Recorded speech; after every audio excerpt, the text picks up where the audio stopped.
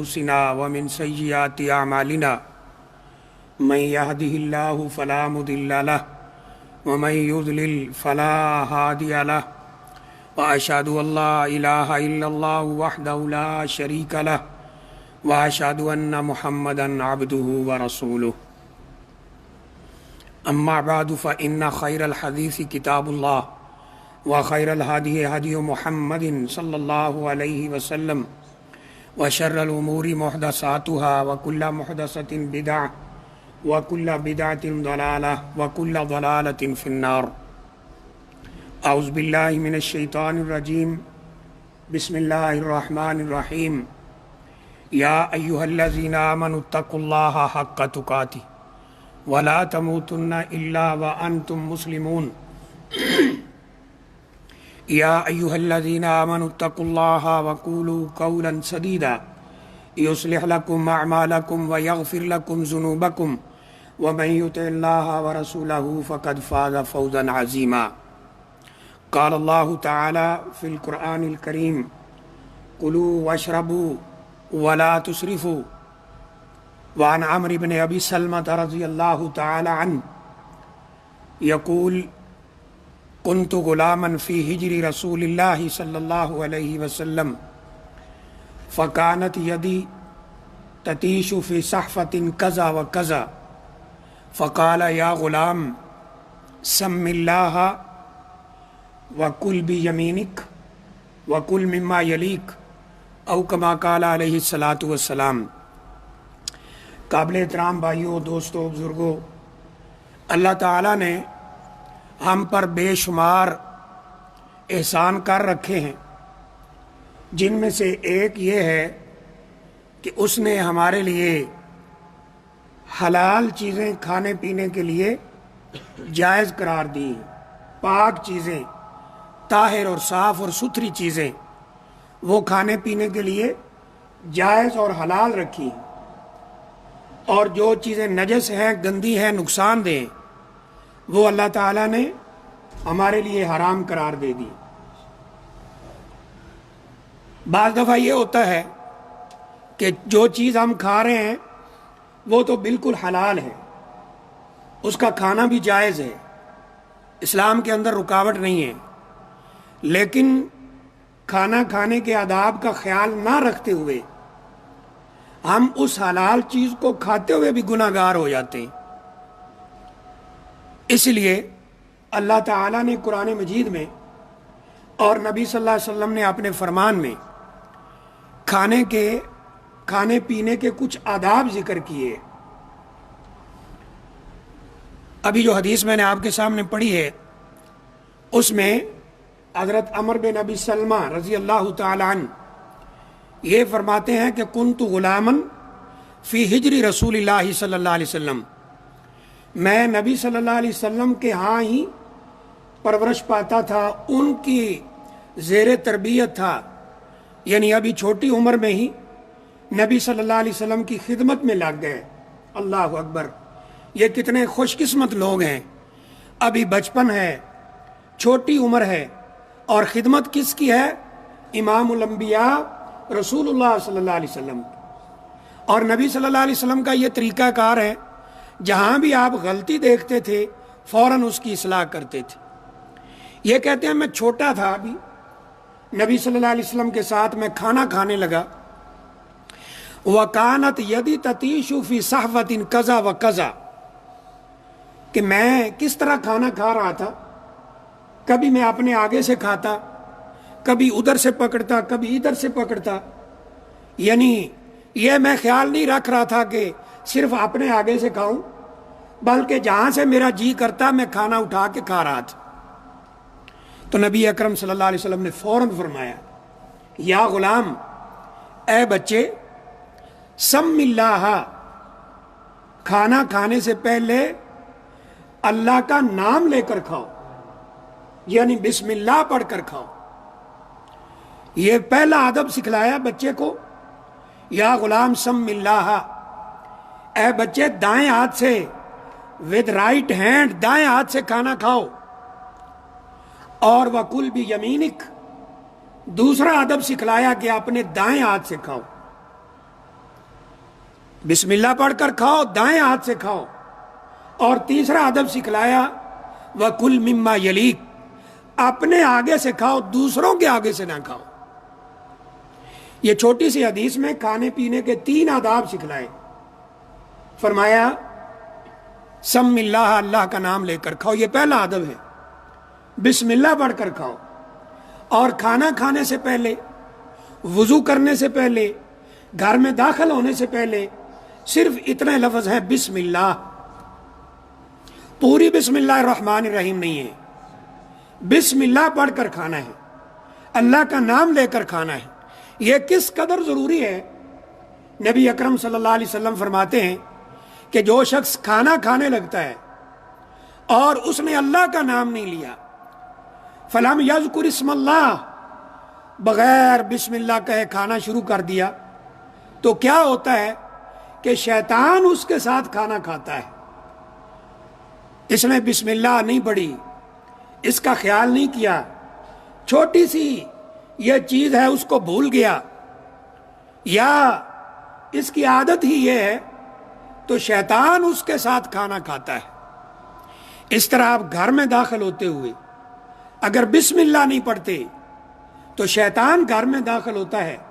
اس لیے دوسری حدیث میں لفظ ملتے ہیں کہ جب کوئی شخص اپنے گھر میں داخل ہوتا ہے، اذا دخل فی البیت، گھر میں داخل ہوا، فلم یذکر اسم اللہ، اس نے بسم اللہ نہیں کہا، تو شیطان، جو بڑا شیطان اس علاقے اس جگہ میں ہوتا ہے، وہ اپنے دوسرے چھوٹے شیطانوں کو مخاطب ہو کے کیا کہتا ہے کہ لکم المبیت، اس نے گھر میں آتے ہوئے بسم اللہ نہیں پڑھا، اس گھر میں تمہارے رات ٹھہرنے کا بندوبست ہو گیا ہے.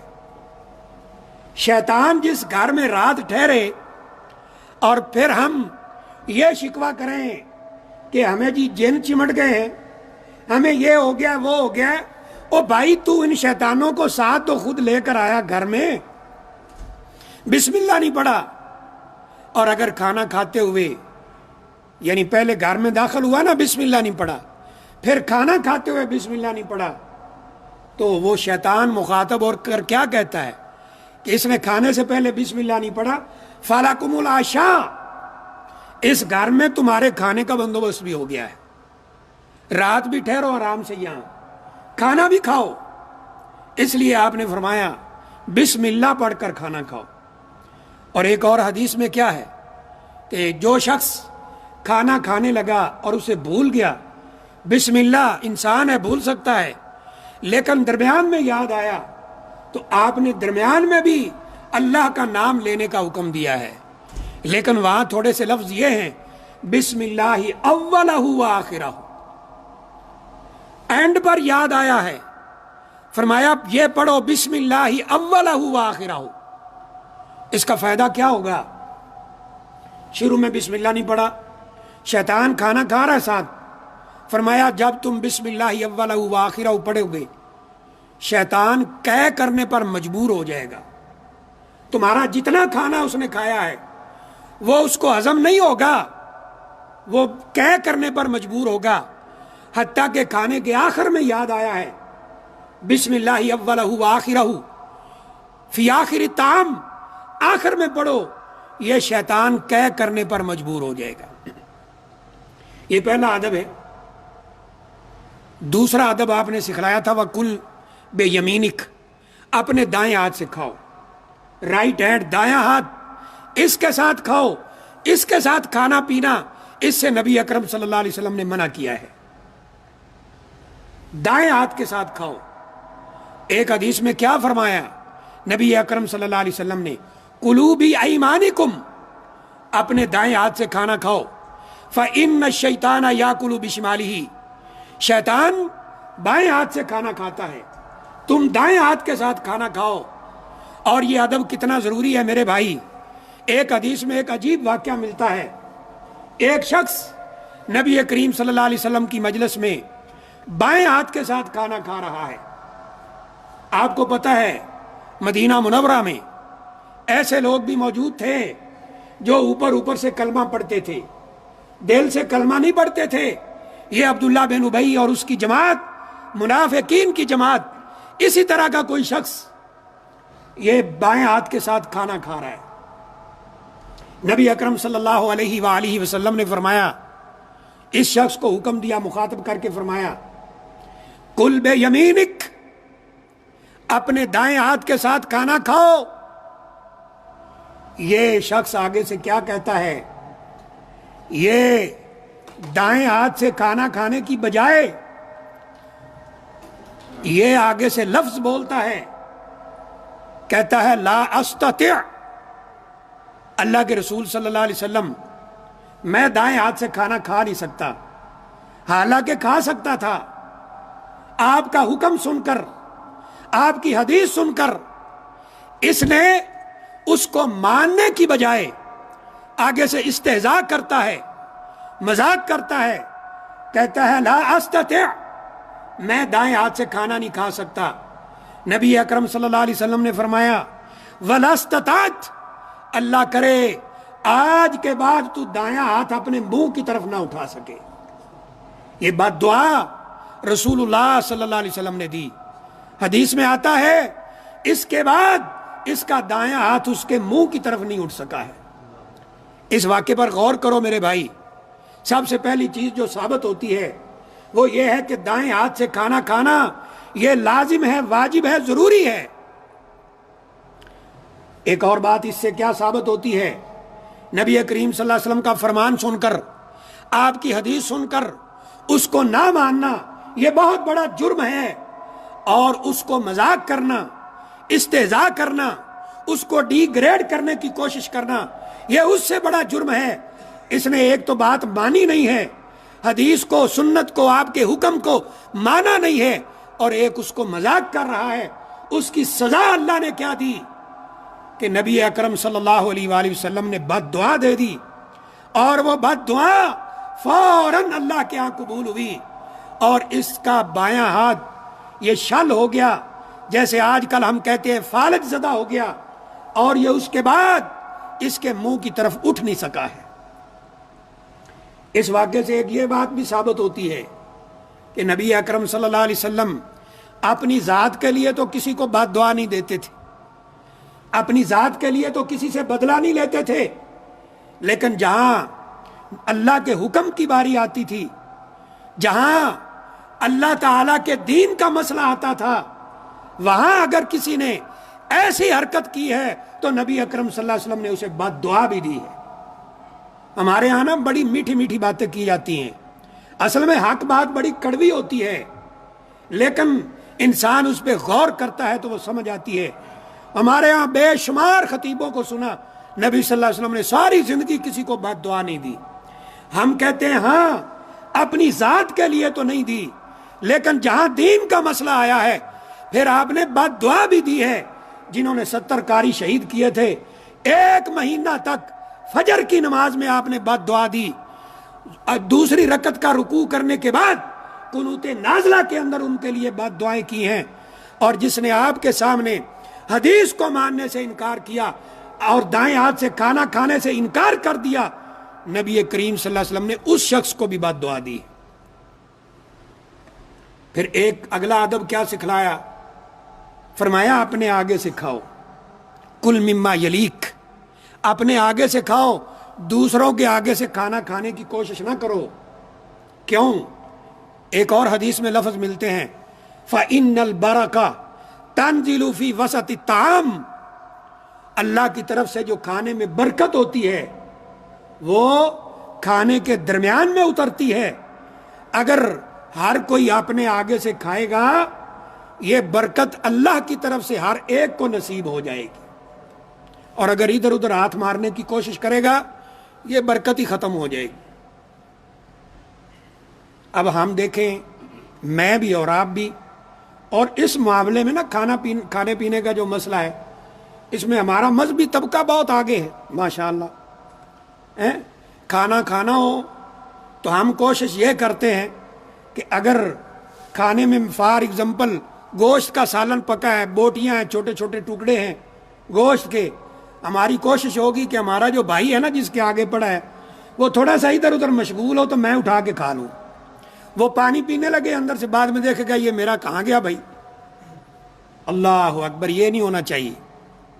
دیکھیں میرے بھائی، آپ یہ کوشش کریں میرے ساتھ جو کھانا کھانے میں میرا بھائی بیٹھا ہے وہ زیادہ کھا لے، میں کم کھا لوں، دونوں کا یہ پیشاب پخانے کی شکل میں نکل جائے گا، کچھ خون بن جائے گا، کچھ جسم کا اور حصہ بن جائے گا، لیکن اگر یہ جذبہ رکھا تو یہی کھانا اللہ تعالیٰ کے ہاں ثواب کا باعث بن جائے گا۔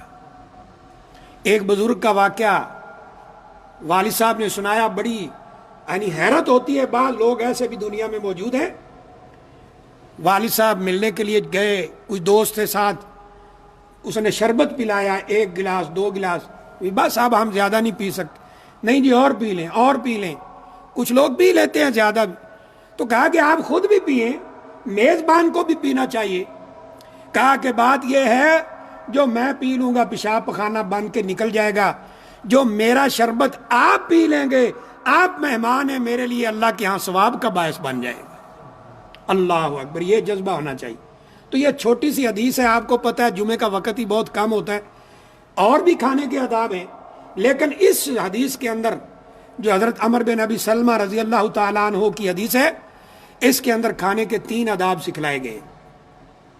بسم اللہ پڑھ کر کھاؤ، بسم اللہ کے بغیر کھانا شروع نہ کرو۔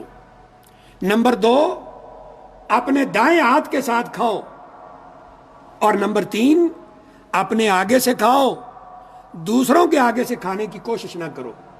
ہاں یہ ہے کہ کھانا اگر تو ایک قسم کا ہے، مثلا 4-5 افراد ایک برتن پہ بیٹھے ہیں، بریانی پکی ہوئی ہے، مثلا ایک قسم کا کھانا ہے تو اپنے آگے سے کھاؤ۔ اگر کھانا مختلف ہے تو پھر ایک برتن لے کر اس کے اندر نکال لو، تھوڑا تھوڑا، کہیں سالن ہے، چاول ہے، مختلف ہے، وہ آپ اپنے برتن میں الگ سے نکال لو، پھر دوسروں کے آگے سے لینے میں حرج نہیں ہے۔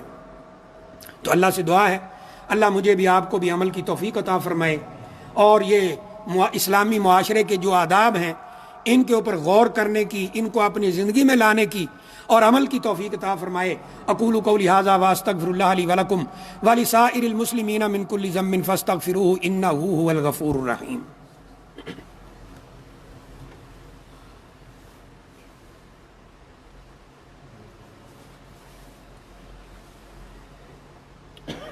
ان الحمد للہ نحمده ونستعینه ونستغفره ونؤمن به ونتوکل علیہ ونعوذ باللہ من شرور انفسنا ومن سیئات اعمالنا من يهده الله فلا مضل له ومن يضلل فلا هادي له واشهد ان لا الہ الا اللہ واشهد ان محمدا عبده ورسوله۔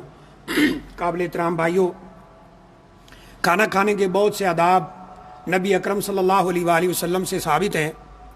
قرآن مجید کے اندر بھی چند احکام ذکر کیے گئے ہیں۔ مثلا اللہ تعالیٰ فرماتے ہیں کلوا واشربوا ولا تسرفوا، تم کھاؤ پیو حلال چیزیں، پاک چیزیں، صاف ستھری چیزیں، وہ کھاؤ پیو، اور اسراف، فضول خرچی نہ کرو، کھانا ضائع نہ کرو۔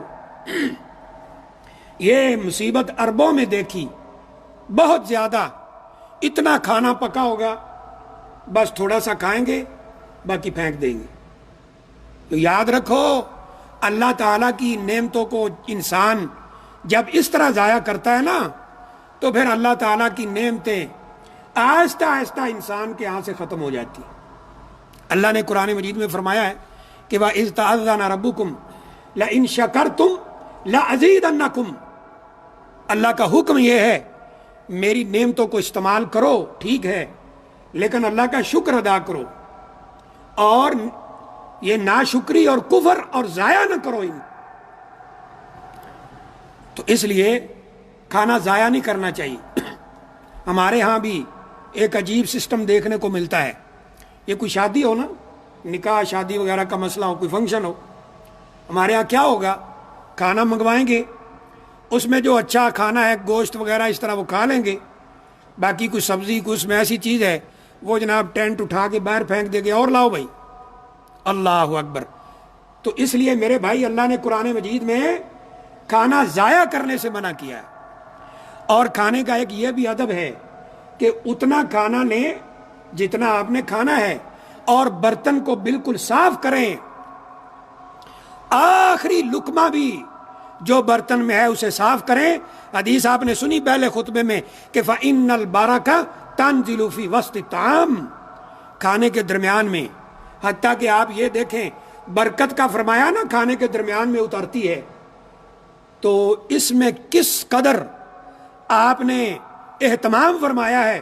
فرمایا کہ جب کھانا کھا لو تو اپنی انگلیاں یَلْعَقَ أَصَابِعَهُ، کہ یہ اپنے جو یہاں ذرات لگے ہیں نا کھانے کے، اگر ہاتھ سے کھانا کھایا ہے تو ان کو اپنے منہ سے صاف کرو۔ کیوں؟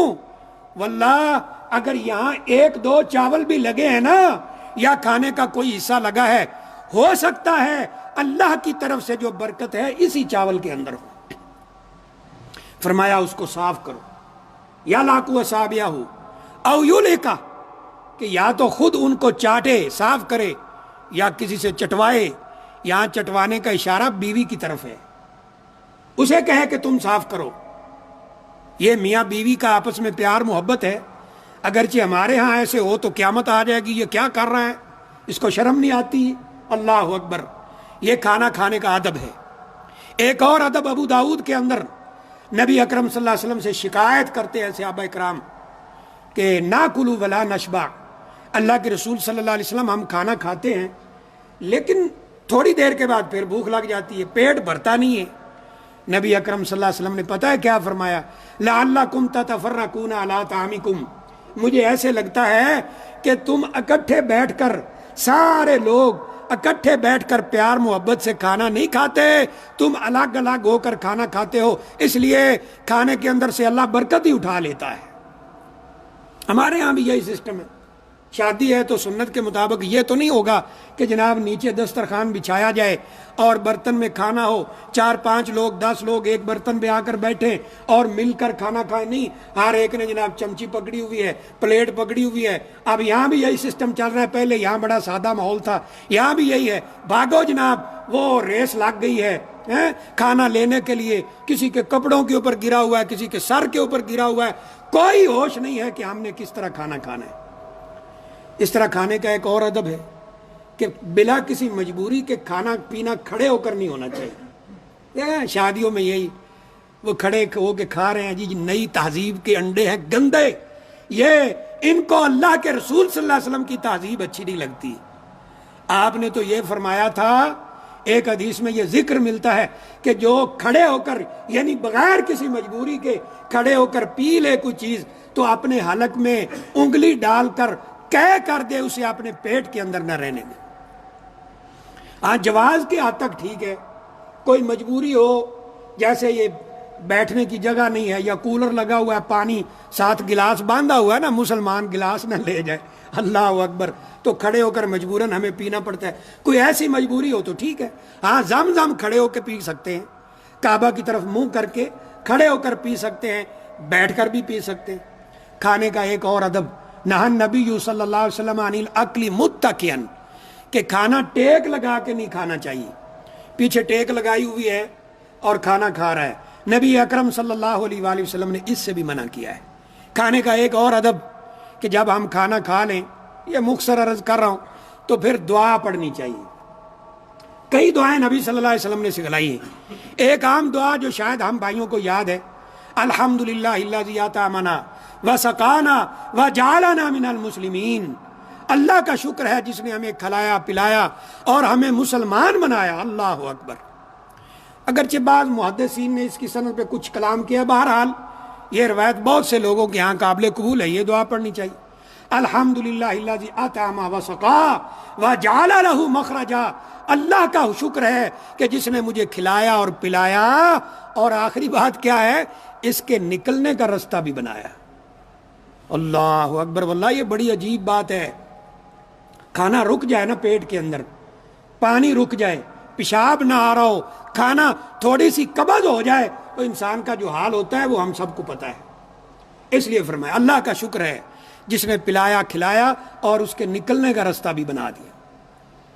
تو یہ بھی ایک اور ادب ہے، اگر کوئی بھائی آپ کو کھانا کھلاتا ہے، دعوت کرتا ہے، نبی صلی اللہ علیہ وسلم نے فرمایا حق المسلم علی المسلم ست، بعض میں وفی بعض روایہ خمس، 5 حق ہیں، اس میں سے ایک یہ ہے کہ جب وہ کھانے کے لیے بلائے تو اس کا کھانے کی دعوت کو قبول کرے، لیکن جب وہ کھانا کھلاتا ہے تو اس کو دعا دینی چاہیے۔